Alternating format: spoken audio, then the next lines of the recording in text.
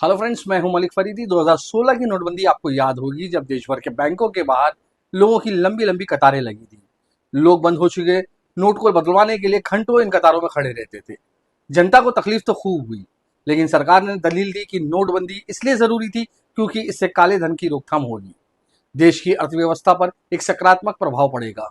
अब वो प्रभाव कितना पड़ा, उसको लेकर तमाम आर्थिक जानकारों की अलग अलग दलीलें हैं, उनके अलग अलग ऑब्जर्वेशन है।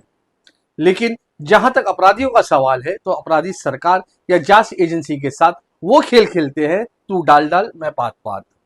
सरकार जहां काले धन की रोकथाम के लिए कई कड़े तरीके अपनाती थी, तो वहीं दूसरी तरफ ये अपराधी भी उससे बच निकलने के लिए और अपना काला कारोबार चलाने के लिए कोई ना कोई तरीका निकाल ही लेते हैं। हाल ही में एनफोर्समेंट डायरेक्टरेट के सामने ऐसा ही एक बड़ा मामला आया है, जिसकी जांच एनफोर्समेंट डायरेक्टरेट कर रहा है, और इसमें अब 12 लोगों की गिरफ्तारी हुई है।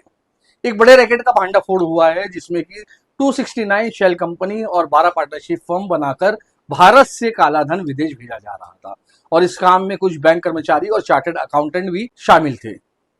दरअसल ये पूरा मामला जो है पिछले साल से शुरू हुआ। इस मामले की जांच जब पिछले साल थाने पुलिस ने एक साइबर फ्रॉड के मामले में की जांच शुरू की, जिसमें करीब 25 करोड़ रुपए का घोटाला हुआ था। जब वो जांच आगे बढ़ी तो थाने पुलिस को लगा कि ये मामला तो बहुत बड़ा मामला है, और फिर इसके बाद एक स्पेशल इन्वेस्टिगेशन टीम बनाई गई।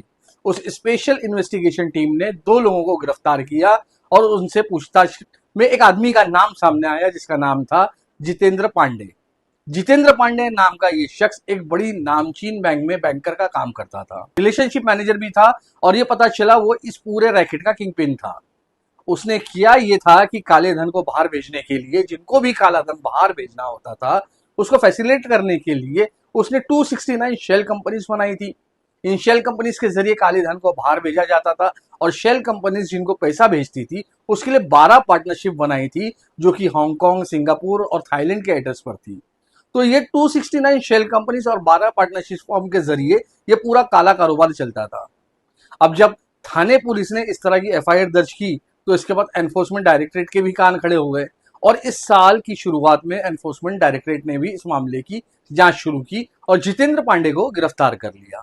जितेंद्र पांडे की गिरफ्तारी के बाद छापों का सिलसिला शुरू हुआ। मुंबई, थाने, वाराणसी, पटना, यहाँ पर छापेमारी की गई। बड़े पैमाने पर नकद और जेवरात बरामद किए गए।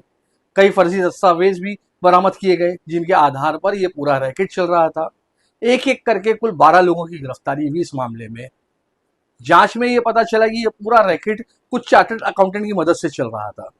दरअसल किया यह जा रहा था कि जो पैसे बाहर भेजना होता था, वो इस तरह से बताया जाता था, ये जो शेल कंपनीज है, इन्होंने चाइना से या दूसरे देशों से कुछ माल मंगाया है, और माल मंगाने के एवज में जो लॉजिस्टिक के चार्जेस होते थे, उसको चुकाने के एवज में, उनका भुगतान करने की एवज में बाहर पैसा भेजा जाता था।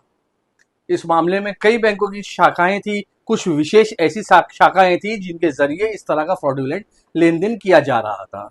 उन शाखा के बैंक अधिकारी के साथ भी एनफोर्समेंट डायरेक्टरेट पूछताछ कर रही है, और आशंका जताई जा रही है कि यह रैकेट फिलहाल जितना बड़ा है, अब तक 10,000 रुपए करोड़ का घोटाला सामने आया है।